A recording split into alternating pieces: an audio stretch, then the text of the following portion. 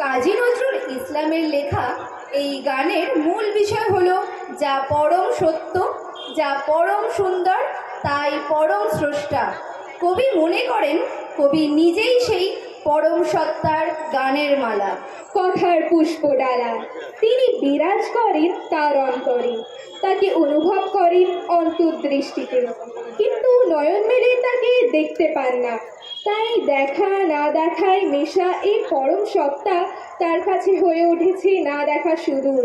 শুরু হচ্ছে নৃত্যানুষ্ঠান আমি যার নুপুরেরও ছন্দে।